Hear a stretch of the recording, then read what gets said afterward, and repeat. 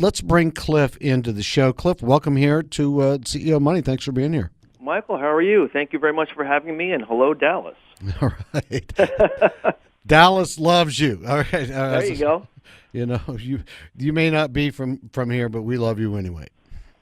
All right. Well, I appreciate that, Michael. You're welcome. That's an old song from a local Texan guy. Anyway, tell us about yourself. Tell us what's going on with Investors Mastermind. I love the opening shots that you have on your website. That yacht, you hit me right in the heart, buddy. Is that yours? Is that your yacht we took a picture of? I'm not sure. I've got a client that lots of yachts, and she's got boats just like that we're going to go party on in Palm Beach with her. But, good deal. But Great location. Great location for a yacht party. Well, I'll tell you, Michael, I've been involved in the hospitality space for a good 25, 26 years with Marriott Corp, and opened up about 6 hotels for them, and then kind of ran the operations side of that. Got involved with my current partners over here at the Angel Investors Network. I've known Greg Ryder, the founder, for about 20 years, and joined them about a year ago. And basically, they told me about this angel network that they've accelerated, and Kevin Harrington got involved. Kevin is one of the original sharks from Shark Tank. People might remember his name he's also known as the inventor of the infomercial. Probably has over $5 billion in sales at this point in his career, so he's a very successful guy. And he became partners in the Angel Network, and so together the Angel Investors Network, as well as Kevin Harrington, started the Mastermind Investment Club. And we did our first meeting, kind of an impromptu one, back in July of last year in Las Vegas at the Freedom Fest. Turned out to be a success. We did a second one where we doubled our attendance in Tampa, Florida. And we actually have our next one coming up here in March in Los Angeles. So it's been a pretty interesting course that we've taken so far. Tell us first, why did you start Mastermind Investment Club? What was the concept behind that? Well, as an entrepreneur myself, I think a lot of people can probably relate to this, as well as angel investors, right? If you're a part of an angel group, you're usually geographically limited in the influence area that you service. There's also a very limiting scope that you may apply to. So it could be biotechnology, it could be technology, it could be consumer goods. So as an entrepreneur, you're going, well, who do I go to? How do I find these people? And then once you go and actually find a lot of these angel groups on the internet, it's hard to get a hold of them. A lot of them will work with just referrals. They don't usually put a phone number on their website. So it's a bit of a challenge, as you can imagine.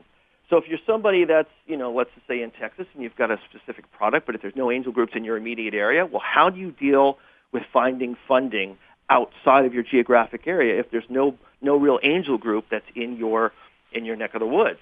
So our thought was say, you know what, why don't we do a national club? And that was really the premise of Mastermind Investment Club. So the whole idea is to basically take our live events that we move around the country 3 to 4 times a year and strategically place those in markets where we can have different entrepreneurs and different angel investors come over, have a taste of what the Mastermind Investment Club is all about, and then consider joining after that. So it's kind of an interesting way to let people try before they buy, so to speak. And the same thing for the investor side. If you're in an angel group, you're relegated to basically their investment focus, where their expertise lies. So our goal is to put a number of experts from different industries. So now you will have a lot better deal flow than maybe what you're currently experiencing now. So it's something that we found certainly working to our advantage and to the advantage of our members. Okay, being that you're a deal hub, if you will, how many deals do you run through over a period of time, or are they only happening at these events? Right. Well, as you can probably imagine, Kevin's name attracts a lot of deal flow. The Angel Investors Network's been around for about 20 years, and we already get a pretty good deal flow. Well, when you add Kevin's name to it, the phone will ring all day long. We'll probably get anywhere from 6 to 10 inquiries a day. Mm-hmm. So the opportunities that we see are opportunities that just don't get out to the street. They don't normally get to the general public. So we like to say, in the angel world, deal flow is really everything, right? You like to have options, if you will. And this club has proven to become quite the attraction to options. So that's something that we're very proud of, to tell you the truth. And are they? Let me jump in there with you. Yeah. Are they pre-revenue, or is it all over the board? Some of them. That's a good question. We don't typically work with ideas that are pre-revenue, although sometimes we will. If there's a patent that's out there and it's secured already, then it's something we'll look at. But typically, we look for companies that are already operational, have revenues happening, have a good management team, have had some successes, and then we look and say, okay, where are you at? What kind of money are you looking for? What does it take to get to the next step? And that's usually where we like to come in. Are you operating with private equity, or are you pooling funds from people that come to you and decide they want to participate in the portfolios that you're working with from the clients that come in and want to get funding? Well, after we put them through a little bit of a due diligence process, we'll decide, say, okay, what is it that you're looking for? What kind of help do you need? Is it just money? Are you looking for management? Are you looking for people to bolster your board, right? And then what we do is we present that opportunity either live at one of our events, or we do monthly webinars, and it's completely up to the option of the individual investor and whether or not they want to participate. Sometimes the club will take a position on something as an entity. So internally here, we would do something. We'd say, hey, Michael, for example, if you'd like to get involved, this is an opportunity we have. We invite you to take a look at it. This is the space that they're in. This is how much money they're looking for. And this is some of the specific due diligence that we've done. So at that point, we leave it up to the individuals who want to decide to come in. We don't take commissions on anything. We don't take shares of stock to promote anybody. We're simply saying, hey, we're going to take a look at opportunities, and we're going to present those to the appropriate people. Is it opportunities that only accredited investors can participate in, or do you open it up to the other forms like Reg A Plus? You don't have to be accredited. Right. Well, we're actually still formulating some of the criteria. Right now, we have an accredited only investors platform, but we are looking at advertising this in a big way in terms of marketing the overall club. And when you do that, you're going to attract three kinds of people. One is going to be the accredited investor. One is going to be the non-accredited investor, kind of like what you're speaking to, and those people would be provided opportunities that we've screened and that they could fit into from a crowdfunding standpoint. And then there's also going to be the entrepreneur element, because when you're putting these types of ads out there and this type of marketing, the deal flow that we see already is intense, but we expect it to go tenfold once we start marketing this thing with the efforts that we're going to put into it. Okay.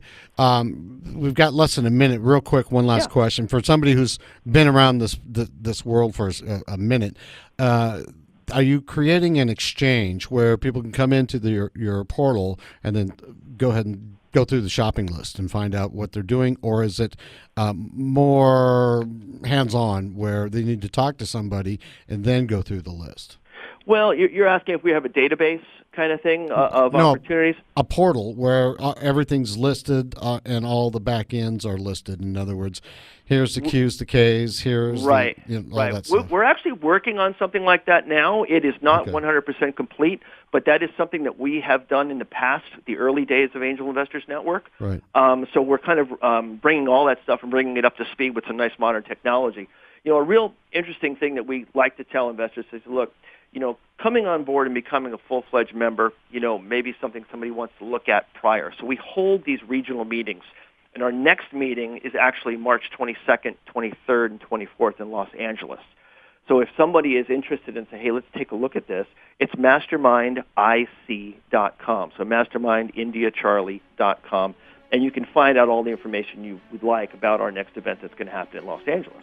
Great. So, at that point, we can take the conversation to the next step. Cliff, thanks for being a guest. I'm going to talk to you after the show. Maybe not today, but I want to reach out and talk to you because I could definitely do some business with you on a whole deal flow front for our show. Fantastic. You get it, right? Outstanding. Michael, thank you very much for having me. Thank you, Cliff. Great day. Bye-bye. Cliff Smith, he is the Club Operations Director, Mastermind Investment Club, Angel Network, Karen Harrington's Mastermind Investment Club, mastermindic.com.